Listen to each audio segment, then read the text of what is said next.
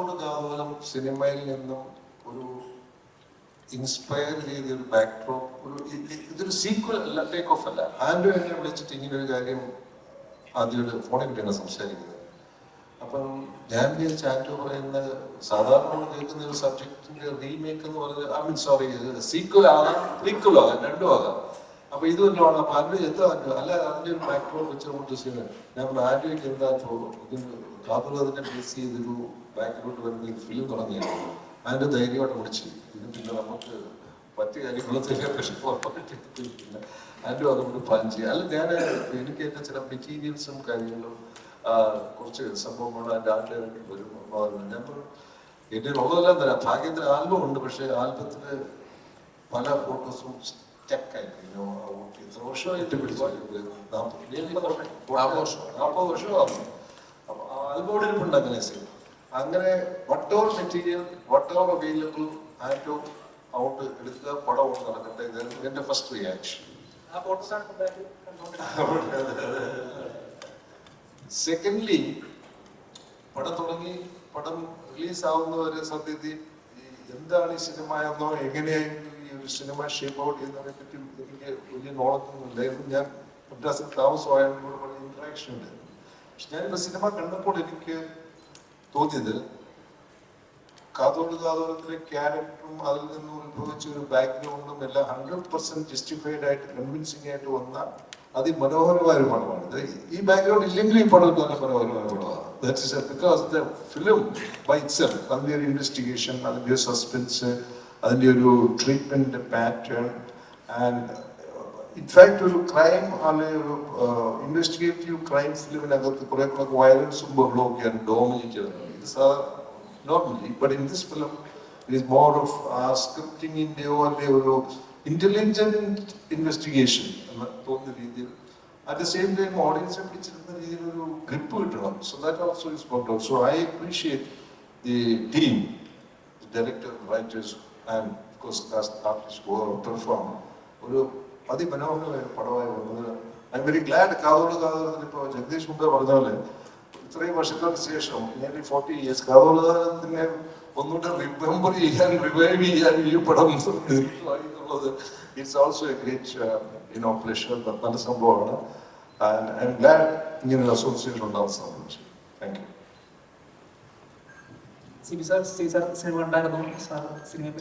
Cinema ആ ഒരു തരംകൊന്ന് മിയോ എന്ന് പറയുന്ന സിനിമയുടെ ആ മമ്മൂട്ടിച്ചേട്ടൻ എന്ന് വിളിക്കുന്ന ഒരു പ്രദേശവും കത്തും അല്ലെങ്കിൽ ആ കാലത്തെ ലൊക്കേഷനും വീണ്ടും കണ്ടതിന് തീർച്ചയായിട്ടും. കാരണം ഇതിന് വല്ലാത്തൊരു കോയിൻസിഡൻസ് ഉണ്ട്. അതായത് ഞാൻ ഈ സിനിമയെ കുറിച്ച് ഇങ്ങനെ സോഷ്യൽ മീഡിയയിലേക്ക് വരുന്ന സ്റ്റിൽസൊക്കെ കാണുന്നുണ്ടായിരുന്നു. ഞാനും കമലും കൂടെ ഇപ്പോൾ എം ഡി സാറിൻ്റെ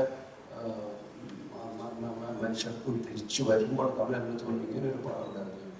കാതോട് കാതോരത്തിൻ്റെ പശ്ചാത്തലത്തിൽ സിനിമ അവർ ചെയ്യുന്നുണ്ട്. അതിനെ ബേസ് ചെയ്തിട്ട് അതിനകത്ത് കമലായിട്ട് തന്നെ അഭിനയിച്ചു, മകൻ അഭിനയിച്ചു എന്നൊക്കെ പറഞ്ഞ് ഞങ്ങളുടെ യാത്രക്കിടയിൽ ഇങ്ങനെ സംസാരിച്ച് വരുന്നുണ്ടായിരുന്നു. അപ്പോഴും മുത്താൽകുന്നതിൻ്റെ ഒരു റെഫറൻസ് ഒന്നും കമലിനും അറിയില്ലല്ലോ. ആൻഡ്രോയാണ് എന്നെ വിളിച്ചിട്ട് പറയുന്നത്, സാർ ഈ പടം ഒന്ന് കാണണം, സാറും ഈ സിനിമയിലും കഥാപാത്രമാണെന്ന്. ഞാൻ വിചാരിച്ചു ഞാൻ അഭിനയിച്ചിട്ടൊന്നുമില്ല, ഇന്നെങ്ങനെ ഞാൻ കഥാപാത്രമാകുമെന്ന് വിചാരിച്ചു. എന്തായാലും സിനിമ കണ്ടപ്പോഴാണ് എനിക്ക് ആ റെഫറൻസ് ഒക്കെ മനസ്സിലായത്. ഞാൻ പറഞ്ഞു വരുന്ന കോയിൻസിഡൻസ്, ഈ സിനിമ റിലീസ് ചെയ്യുന്നത് ജനുവരി 9-ാം തീയതിയാണ്. കൃത്യം 40 വർഷങ്ങൾക്ക് മുൻപ് ജനുവരി 7-ാം തീയതിയാണ് ഞാൻ ഈ സിനിമയുടെ ഷൂട്ടിംഗ് തുടങ്ങുന്നത്. 40 വർഷങ്ങൾ കഴിഞ്ഞ ശേഷം എൻ്റെ ആദ്യത്തെ സിനിമ വീണ്ടും ആൾക്കാരുടെ ശ്രദ്ധയിലേക്ക് വരാനൊരു കാരണമുണ്ട്. കഴിഞ്ഞ മാസം എൻ്റെ അസിസ്റ്റൻ്റ് ഡയറക്ടേഴ്സ് എല്ലാം കൂടെ എന്നെ അവരെല്ലാം മീറ്റിംഗ് വിളിച്ചിട്ടുണ്ട്. അവർ ആവശ്യപ്പെട്ടത് എൻ്റെ 40-ാമത്തെ വർഷം, സിനിമയിലെ 40-ാമത്തെ വർഷം ആഘോഷിക്കണം, അത് മേലില എന്ന് പറയുന്നത് അതേ ഗ്രാമത്തിൽ പോയി ചെയ്യണം എന്നൊക്കെ പറഞ്ഞ് അവരൊരു ആവശ്യമായിട്ട് എൻ്റെ അടുത്ത് വന്നു. അപ്പം ഞാൻ പറഞ്ഞു ഇനിയിപ്പോൾ അതിന് സമയമില്ല, അത് വേണമെങ്കിൽ നമുക്ക് ആ പടം റിലീസ് ചെയ്ത ഡേറ്റില്ലെങ്കിൽ പിന്നീട് നോക്കാം എന്നൊക്കെ പറഞ്ഞപ്പം അങ്ങനെ ഒരു വലിയ എൻ്റെ കരിയറിലെ ഒരു ലാൻഡ്മാർക്ക്, എൻ്റെ ആദ്യത്തെ സിനിമ വീണ്ടും പ്രേക്ഷകരുടെ ചർച്ചയിലേക്കോ അല്ലെങ്കിൽ സിനിമയുടെ പൊതുശ്രദ്ധയിലേക്ക് വരുന്നതിൻ്റെ ഒരു സന്തോഷമുണ്ട്. ഈ സിനിമയിൽ ജഗദീഷ് നേരത്തെ പറഞ്ഞതുപോലെ തന്നെ ജഗദീഷ് ആദ്യത്തെ ഇതിൻ്റെ ഒരു കഥാബീജം പറയുകയും ശ്രീനിവാസൻ അതിൽ നിന്നും അതിൻ്റെ ഒരു പുതിയ വേർഷൻ അല്ലെങ്കിൽ ശ്രീയുടേതായിട്ടുള്ള ചില ഇൻപുട്സ് ആയിരിക്കും കൊണ്ടുവന്നിട്ട് ഈ കഥ പറയുമ്പോൾ ഈ മമ്മൂട്ടി ചേട്ടൻ എന്ന് പറയുന്ന പ്രയോഗം പിന്നീട് മമ്മൂട്ടി തന്നെ ആ കത്തുകളെല്ലാം ഡബ് ചെയ്യണമെന്നൊരു തീരുമാനമൊക്കെ എത്തുകയാണ്.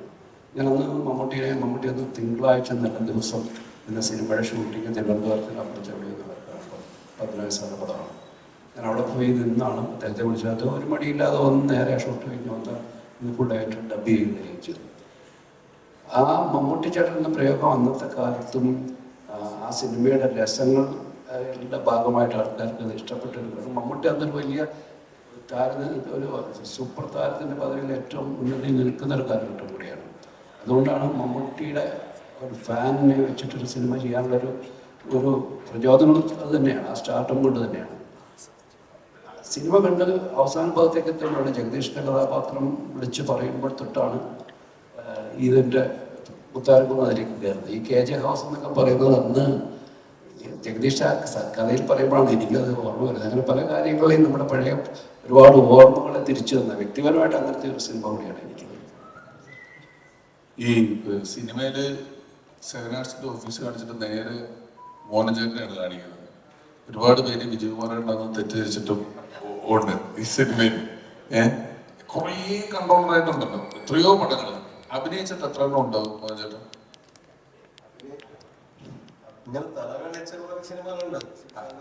എൻ്റെ ഒരു സിനിമയില് ധനത്തില് ഒരു ഡെഡ് ബോഡി കൊണ്ടുവരുന്നത് ഡെഡ് ബോഡി ഉണ്ടെങ്കിൽ ഡെഡ് ബോഡിയുടെ മോനാ. അങ്ങനെ കുറെ അഭിനയിച്ചിട്ടുണ്ട്. പക്ഷെ അതൊക്കെ ഒരു താമസം പോലെ ഷൂട്ടിങ്ങിന് ഇടയിൽ ഇങ്ങനെ അഭിനയിക്കുന്ന പോലെയാണ് എനിക്ക് തോന്നിയത്. അപ്പൊ ഈ സിനിമയോട് എനിക്ക് ഉണ്ടായിരുന്ന ഒരു സപ്പോർട്ട് എന്താ വെച്ചാൽ, ഞാൻ ഈ സെവൻ ആർട്സ് മോഹൻ ഞാൻ പലർക്കും അറിയില്ല. ഈ സെവൻ ആർട്സ് മോഹൻ എന്ന് പറഞ്ഞാൽ ആരാണത്, പ്രൊഡക്ഷൻ കൺട്രോളാണെന്നും അല്ലെങ്കിൽ സെവൻ ആർട്സിന്റെ പ്രൊഡക്ഷൻ കൺട്രോളെന്നെ പലർക്കും അറിയില്ല. അപ്പൊ ഈ സിനിമയോട് അങ്ങനെ ഒരു ഗുണമുണ്ടായി. ഞാൻ സെവൻ ആർട്സിന്റെ പ്രൊഡക്ഷൻ കൺട്രോൾ ആയിരുന്നു എന്നും 40 വർഷത്തോളം ഞാൻ സിനിമയിൽ, 45 വർഷമായി. എന്തായാലും ഈ സിനിമേന്റെ ഒരു കഥ വെച്ച് 40 വർഷം ഞാൻ സിനിമയിലുണ്ടല്ലോ. അപ്പോൾ 45 വർഷം ഞാൻ സിനിമയിൽ ലൈവായി നിൽക്കുന്നു എല്ലാവരും കാണിക്കാൻ പറ്റി. അത് എനിക്ക് ഭയങ്കര സന്തോഷം തോന്നുന്നു. പിന്നെ അഭിനയിക്കാൻ പറ്റും തോന്നുന്നുണ്ട്. അത് ആരെങ്കിലും വിളിച്ചാൽ അഭിനയിക്കാം. പിന്നെ ഈ സിനിമേന്റെ ഷൂട്ടിംഗ് സമയത്തിലെ നല്ല ഓർമ്മകൾ കുറെ ഉണ്ടായി. ആ ഷൂട്ടിംഗ് സിനിമ കണ്ടപ്പോൾ നമ്മൾ ഈ സിനിമയായിട്ട് ബന്ധപ്പെട്ട് സെവൻസിന്റെ ഫസ്റ്റ് പടമായിരുന്നു വിജയവാസൽ അന്ന് സിനിമ എടുക്കാൻ വന്ന് ആദ്യമായിട്ട് ഞങ്ങൾ മീറ്റ് ചെയ്തത്. അന്ന് തൊട്ട് ശിവനാസിന്റെ അവസാന പടം വരെ ഞാൻ തന്നെ ചെയ്തുകൊണ്ടിരുന്നു. അപ്പോൾ അങ്ങനെ കുറെ നല്ല ഓർമ്മകൾ ഈ സിനിമകളുണ്ടായി. മോഹന്റെ ഫസ്റ്റ് പ്രൊഡക്ഷൻ കൺട്രോൾ പടവും അല്ല സാർ. ഫസ്റ്റ് പ്രൊഡക്ഷൻ കൺട്രോൾ വെച്ചാൽ അന്ന് ഞാൻ അതിന് മുമ്പ് പിന്നെ ഭരതന്റെ ഫിലിം തന്നെ ചെയ്തിട്ടുണ്ട്. ലോറി എന്നുള്ള സിനിമ ചെയ്തിട്ടുണ്ട്. ലോറിയിൽ പക്ഷെ ഞാൻ മാനേജർ മാത്രമായിരുന്നു. പക്ഷെ പ്രൊഡക്ഷൻ കൺട്രോൾ എന്നതിന്റെ പേര് അതിന് മുമ്പ് പടത്തിന് സത്യയുടെ പടവും പിന്നെ അടുത്തടുത്തുള്ള സിനിമയിലൊക്കെ ഞാൻ വർക്ക് ചെയ്തിട്ടുണ്ട്.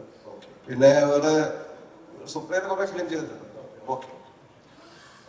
അതൊരു ഇതിലെന്തോ ഈ കാലത്തിലുള്ള ഒരു ഇതുണ്ടായിരുന്നു. ഇവൻ ജോബിന് ഇതിനിടയിൽ ഒരു ദിവസം പെട്ടെന്ന് വിളിച്ചു, ചേട്ടാ ദേവദൂതർ പാടി എന്നുള്ള പാട്ട് മറ്റേ ചാക്കോച്ചന്റെ പടത്തിൽ എന്നാത്ത കേസ് മോഡില് വീണ്ടും വന്നിരിക്കുകയാണ്, അതിലെന്തെങ്കിലും സാധനങ്ങൾ പറഞ്ഞാൽ ഇതിങ്ങനെ ഉരുട്ടി കൊണ്ടുവരുന്ന സമയത്താണ് ആ പാട്ട് വന്നത്. അപ്പം കഴിഞ്ഞ അങ്ങനെ പോലെ ആ പാട്ട് വീണ്ടും വരുന്നു, അത് ഗംഭീരമായിട്ട് ഹിറ്റാകുന്നു, ആ സിനിമ ഹിറ്റാകുന്നു. വന്നു കഴിഞ്ഞ് കയറിയതാ. അതും അതിനകത്ത് ഞെട്ടിപ്പോയി അതാദ്യം കണ്ടപ്പോ എന്നുള്ളത്.